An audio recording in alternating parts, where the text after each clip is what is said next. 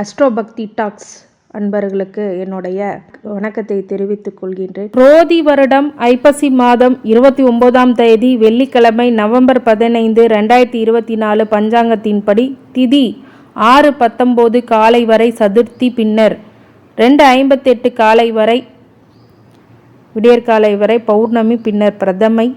நட்சத்திரம் பரணி நட்சத்திரம் 9:55 இரவு வரை, பிறகு கார்த்திகை நட்சத்திரம். யோகம் வியாதிபாதம் 7:30 மணி காலை வரை, அதன் பின் வரியான் 3:33 காலை வரை, அதன் பின் பரீகம். கரணம் வனசை 6:19 காலை வரை, பிறகு பத்திரை 4:38 இரவு வரை, பிறகு பவம் 2:58 விடியற்காலை வரை, பிறகு பாலவம். சூலம் மேற்கு, பரிகாரம் வெள்ளம். நல்ல நேரம் காலை 12:15 1:15 மணி வரை, மாலை 4:45 5:45 மணி வரை. கௌரி நல்ல நேரம் 1:45 2:45 வரை, மாலை 6:30 மணிலேருந்து 7:30 மணி வரை. ராகு காலம் 10:30 மணிலேருந்து 12 மணி வரை. குளிகை 7:30 மணிலேருந்து 9 மணி வரை. யமகண்டம் 3 மணிலேருந்து 4:30 மணி வரை. இன்னைக்கு சூரிய உதயம் 6:14, கரணம் 1:30 மணிலேருந்து 3 மணி வரைக்கும். சந்திராஷ்டமம் உத்திர அஸ்த நட்சத்திரத்துக்காரங்க, கன்னிராசிக்காரங்களுக்கு. இன்னைக்கு திதி பௌர்ணமி. அதே மாதிரி கிரக நிலைகள் பார்த்தோம்னா ரிஷபத்தில் குரு, கடகத்தில் செவ்வாய், விருச்சகத்தில் புதன், அதே மாதிரி கன்னியில் கேது, துலாத்தில் சூரியன், விருச்சகத்தில் புதன், தனசில் சுக்கிரன், சனி கும்பத்தில் இருக்கிறார், மீனத்தில் ராகு. இதுதான் சஞ்சார நிலைமை. இப்போது பௌர்ணமி திதி இன்னைக்கு என்னென்ன சிறப்புகள் இருக்குது அப்படின்னா, கார்த்திகை கௌரி விரதம் இருக்கக்கூடிய விஷயங்களும் பாருங்க. இன்னைக்கு சர்வ பௌர்ணமின்னு லக்ஷ்மி பூஜை இன்னைக்கு பண்ணுறது, துளசி விரதம் இருக்கிறது அப்படிங்கிறதெல்லாம் ரொம்ப நல்லாயிருக்கும். இன்றைக்கி சிவனுக்கு மகா ஈஸ்வரனுக்கு அனாபிஷேகம் அப்படிங்கிறது எல்லா திருக்கோயில்களில் மேக்சிமம் பண்ணுவாங்க. இப்போ அனாபிஷேகம் கலந்து கொண்டால் மிகப்பெரிய தன தானியத்துக்கு குறைவு இருக்காது வீட்டில். அதே மாதிரி சிவனுடைய முழு அருள் இந்த நாளில் உண்டு. ஒவ்வொரு மாதம் பௌர்ணமி ஒவ்வொரு குறிப்பிட்ட நட்சத்திரத்தில் தோணும். அப்படி ஐப்பசி மாதம் வருகின்ற இந்த பௌர்ணமி பரணி நட்சத்திரத்தில் மேஷ ராசியில் ஏற்படும். இந்த சுக்கிரனுடைய நட்சத்திரமான பரணியில் சந்திரன் மற்றும் சுக்கிரன் ராசியான துலாம் ராசியில் சூரியன் சஞ்சரிக்கிற நிலையில் சுக்கிரவாரமான வெள்ளிக்கிழமை அன்னைக்கு வர்றது ரொம்ப சிறப்பு. அன்னைக்கு சிவாலயங்களில் அனாபிஷேகம், சிவபெருமானுக்கு அன்னம், காய்கறி, பழம், உணவுகள் அலங்கரிக்கப்பட்டு அபிஷேகம் செய்யக்கூடிய நாள் அப்படின்னு சொல்லலாம். இந்த நாளில் இந்த ஆண்டு வருகின்ற போல எல்லா விதமான வெள்ளியின் ஆதிக்கம் கொண்டிருக்கிறதுனால அம்பாள் மற்றும் சிவபெருமானை வழிபடலாம். அனாபிஷேகம் நடைபெறத நீங்கள் ஈசனை அன்னாபிஷேக கோலத்தில் பார்த்தீங்க அப்படின்னா அன்னதோஷம் முதல்ல போகும். இந்த பௌர்ணமி நாளில் அன்னதானம் செய்து பல வகையில் சிறப்புகளை உடையதாக கண்டிப்பாக இருக்கும். இந்த ஐப்பசியில் வர பௌர்ணமி நாளில் சிவனை தரிசிக்கிறது சொர்க்கத்துக்கு போகிற வரைக்கும் சோறு கிடைக்கும் அப்படிங்கிறது தான் முக்கியம். நம்மளுக்கு சோறு தானே முக்கியம் அப்படின்னு நம்ம சொல்லி காமெடி பண்ணலாம். ஏன்னா நம்ம உடலை வளர்க்குறதும் உயிரை வளர்க்குறதும் அதுதான் தானியம்தான், தனம்தான், தானிய வரவு தான். இந்த தானியங்கள், சோறு, இந்த அரிசி, பருப்பு, காய்கறிகள், பழங்கள் அதெல்லாம் கிடைக்கணும் அப்படின்னா இந்த நாள் ஒரு சிறப்பான நாள். எப்படின்னா அந்த சொர்க்கத்துக்கு போகிற வரைக்கும் சோறு கிடைக்கும்னு சொல்கிறது பெரிய விஷயம். அன்னதோஷம் இருந்து நிறைய பேர் சாப்பிட்றதுக்கு கஷ்டப்படுறாங்க, நிறைய பேருக்கு சாப்பாடுக்கு கஷ்டப்படுறாங்க இன்னைய தேதி வரைக்கும். சில பேர் என்ன பண்ணுவாங்க அப்படின்னா அன்னாபிஷேகம்னா சாப்பிட முடியாமல் கஷ்டப்படுறாங்க. சில பேர் நோய்வாய்ப்பட்டு சாப்பிட முடியாமல், அவங்க நினச்சது சாப்பிட முடியாமல் கஷ்டப்படுறாங்க.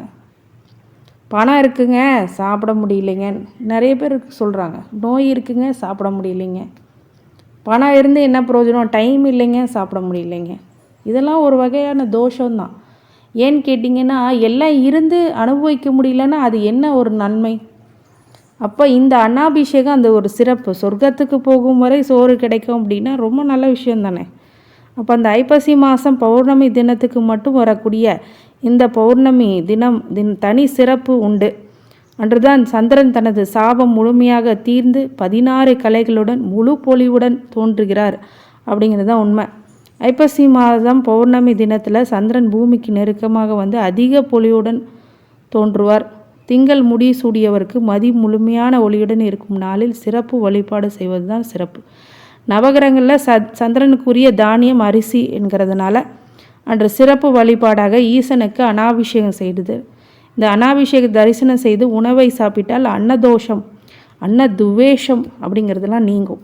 அன்ன பரபிரம்மா என்று கூறி உணவை இறைவனை பாவிப்பது தான் இங்கே தர்மம்.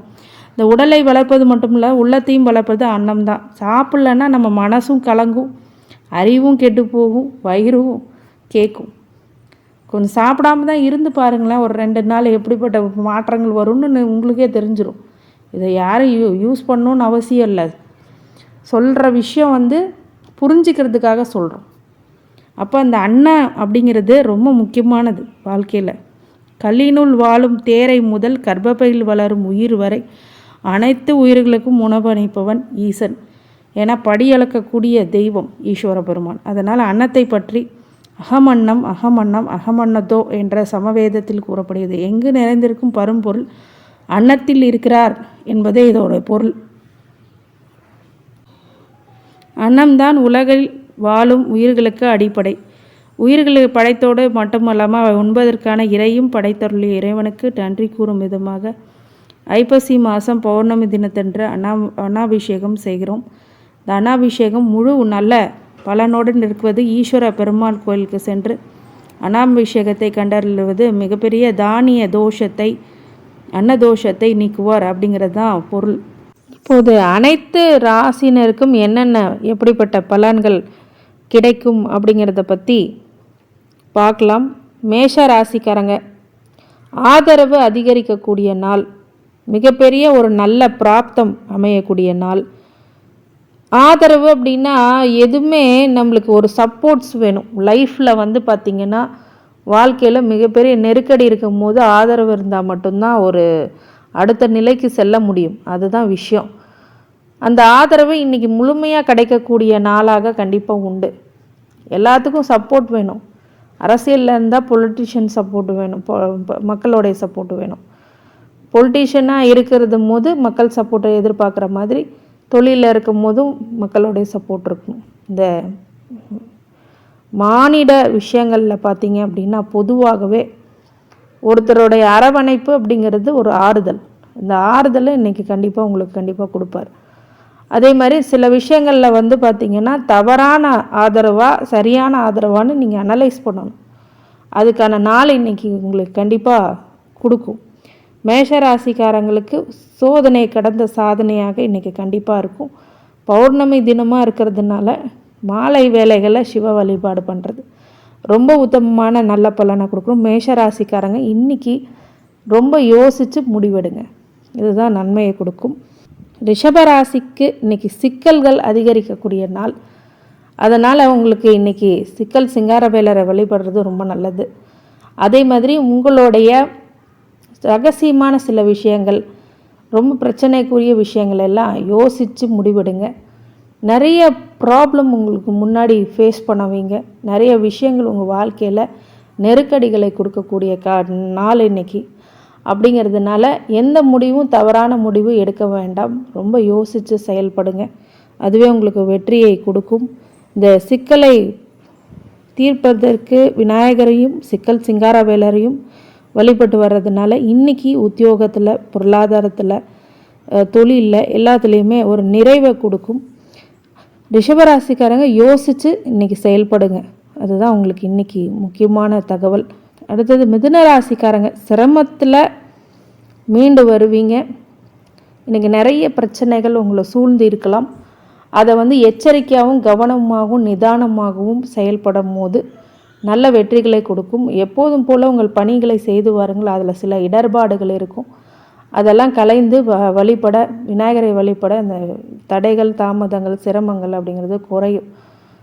சிரமம் வந்து வாழ்க்கையில் இருக்க தான் செய்யும். ஒரு இடத்துல இருக்கும் போது இன்னொரு இடத்துல நம்ம நல்லதும் இருக்கும் கெட்டதும் இருக்கும். அது கெட்டது இன்றைக்கி இருந்தாலும், சிரமமான காரியமாக இருந்தாலும், கடினமான காரியங்களாக இருந்தாலும் இந்த காலகட்டத்தில் முடிவெடுக்கிறது ரொம்ப யோசித்து இன்றைக்கி செயல்படுங்க. ஒரு முறைக்கு 100 முறை யோசித்து முடிவெடுங்க. இல்லை அப்படின்னா தவிர்த்து வர்றது, பேசாமல் இருக்கிறதும் ரொம்ப நல்லதை கொடுக்கும். கடகராசிக்காரங்களுக்கு இன்றைக்கி அலைச்சல் அதிகரிக்கக்கூடிய நாள்.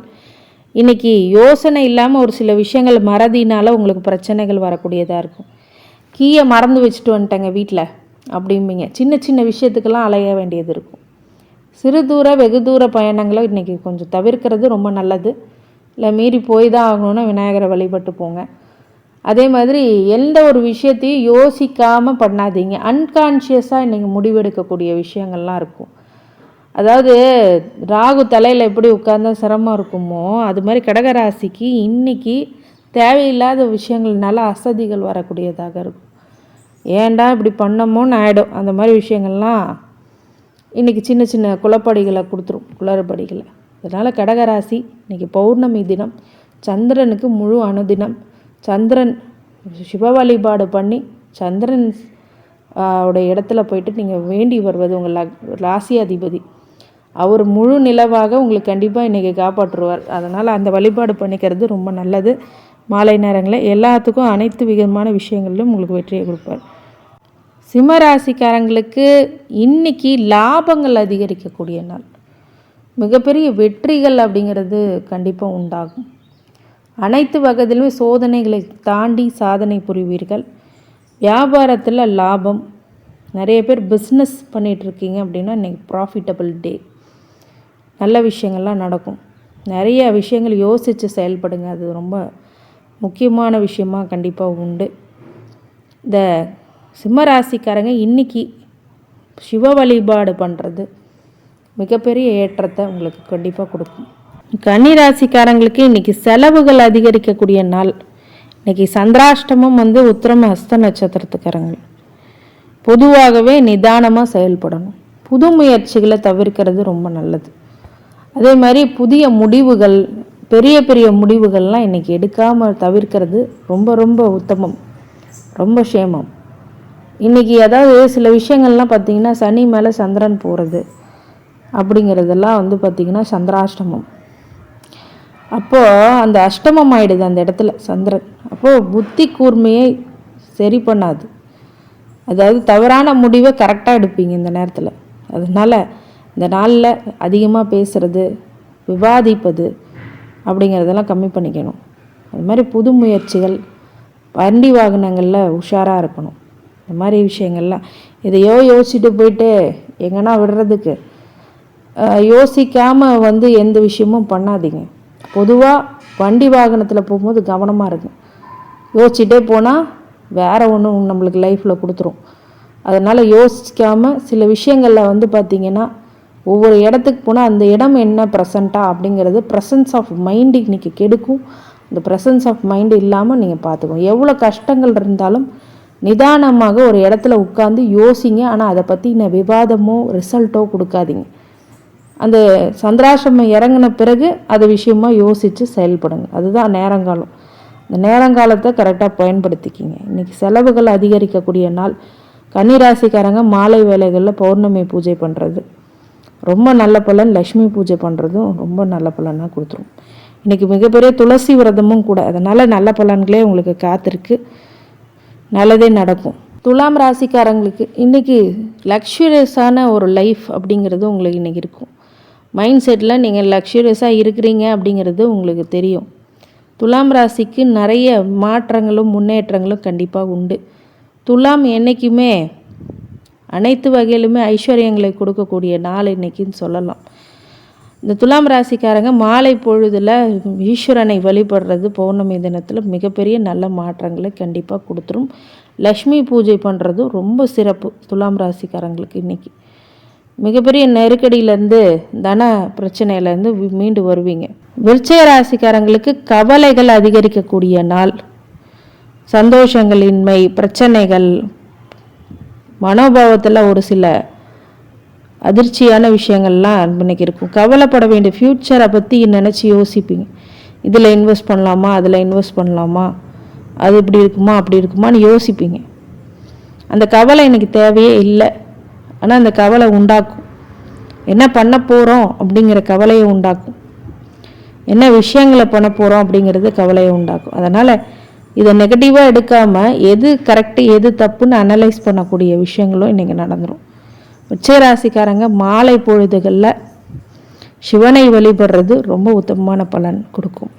அடுத்து தனுசு ராசிக்காரங்க வெற்றி மீது வெற்றி உங்களுக்கு கிடைக்கும். மிகப்பெரிய ஒரு மாற்றங்கள் முன்னேற்றங்கள் அப்படிங்கிறது கண்டிப்பாக உண்டு. நிறைய நல்ல விஷயங்கள் உங்களுக்கு இன்றைக்கி நடக்கும்.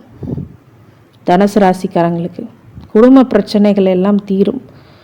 அதே மாதிரி வெளி நபர்களோட கொஞ்சம் ஜாகிரதையாக இருங்க. ரகசியத்தை வெளிப்படாமல் இருக்கிறது வெற்றிகளை கொடுக்கும். உங்கள் சூட்சமோ உங்கள் கணக்கு எல்லாமே அவங்களுக்கு தெரியவே தேவையில்லை. அந்த மாதிரி தனுசு ராசிக்காரங்க இன்றைக்கி உஷாராக இருக்கக்கூடிய நாளும் அதே சமயத்தில் வெற்றி கொடுக்கக்கூடிய நாளாகவும் இன்றைக்கி இருக்குது. பௌர்ணமி தினத்தன்று குரு வழிபாடு பண்ணுறதும் நல்லது. இன்றைக்கி சுக்கிர பௌர்ணமி அப்படிங்கிறதுனால பரணி நட்சத்திரத்துக்கு வர்றதுனால லக்ஷ்மி வழிபடுறது ரொம்ப நன்மையை கொடுக்கும். பௌர்ணமி தினத்தப்போ தனுசு ராசிக்காரங்க கண்டிப்பாக பண்ணலாம். நல்ல விஷயங்கள் நடந்தேறும். மகர ராசிக்காரங்க நன்மைகள் அதிக அளவில் ஏற்படக்கூடிய நாள். இன்றைக்கி எந்த ஒரு விஷயத்திலையும் யோசிக்காமல் செயல்படாதீங்க. நல்ல விஷயங்களும் உங்களுக்கு நடக்க போகுது. அப்படிங்கும்போது இன்றைக்கி முக்கிய முடிவுகள் அப்படிங்கிறது உங்களுக்கு நன்மை அளிக்கக்கூடியதாக இருக்கும். நிறைய விஷயங்கள் பஞ்சாங்கம் இந்த மாதிரி பார்த்து நல்ல விஷயங்கள்லாம் இன்றைக்கி பண்ணுங்கள். சுபகாரியங்கள் பேச்சுவார்த்தை மற்றும் மாலை நேரங்களில் ஒரு சில ஆர்கியூமெண்ட்ஸ் டிசிஷன் போனால் கூட உங்களுக்கு கண்டிப்பாக உங்கள் சஜஷன் நல்ல வெற்றியை கொடுக்கும். நன்மைகள் அதிக அளவில் ஏற்படக்கூடிய நாள்.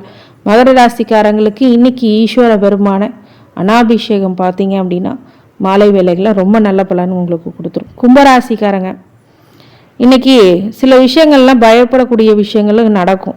மனசுக்கு விரோதமான ஏதோ ஒரு பிம்பம் உங்களுக்கு கண்டிப்பாக தோன்றும். அந்த விஷயத்தை பெருசாக எடுக்காதீங்க. சிந்திச்சு செயல்படுங்க. எல்லாத்துலேயும் ஒரு துறை சார்ந்த நிபுணர்கள்கிட்ட உங்களுடைய கலந்து ஆலோசிப்பது அப்படிங்கிறது நன்மையை கொடுக்கும். அதனால் இன்றைக்கி ஏதோ ஒரு விஷயம் தவறாக பண்ணிட்டோமேன்னு யோசிக்க தோணும். அதெல்லாம் ஒரு மாயை. அதனால் அதை விடுத்து நல்ல முடிவுகள் எடுங்க. மாலை நேரங்களில் சிவனுக்கு அனாபிஷேகம் பௌர்ணமி தினத்தன்று வழிபடுறது ரொம்ப நல்ல சேமத்தை கொடுக்கும். சேமத்தை கண்டிப்பாக கொடுக்கும். நிறைய நல்ல விஷயங்கள் உங்களுக்கு நடக்கும். மீனராசிக்காரங்க வருத்தத்தினால் ஒரு சில பிரச்சனைகள் ஏற்படும். அதாவது ஏன் இந்த விஷயத்தை எடுத்தோமோ அப்படிங்கிற லெவல்லலாம் போகும் பிரச்சனைகள். அதனால் இன்றைக்கி வருத்தப்படக்கூடிய சூழ்நிலை, தவறு பண்ணிட்டால் வருத்தப்பட தான் செய்வோம். அந்த மாதிரி விஷயங்கள்லாம் இன்றைக்கி நடக்கும். அதனால் எதுவுமே எச்சரிக்கை, நிதானம், எச்சரிக்கை அவசியம், பொறுமை அவசியம் அப்படிங்கிற விஷயங்கள் எல்லாம் உங்களுக்கு நல்லது பண்ணும். அதனால் யோசித்து செயல்படுங்க. நல்ல பலன்களை உங்களுக்கு கண்டிப்பாக கொடுத்துரும். இந்த மீனராசிக்காரங்களுக்கு அனைத்து வகையான ஐஸ்வர்யங்கள் கிடைக்க வாழ்த்துக்கள். அதே மாதிரி மாலை வேளைகளில் ஈஸ்வர வழிபாடு அனாபிஷேகத்தோட பாருங்க. அது மிகப்பெரிய உத்தமமான பலன் உங்களுக்கு கண்டிப்பாக உண்டு. அனைத்து ராசினருக்கும் அனைத்து விஷயங்களும் நடக்க இந்த ஐப்பசி பௌர்ணமி உங்களுக்கு எல்லா வளமும் நலமும் கொடுப்பார். நன்றி.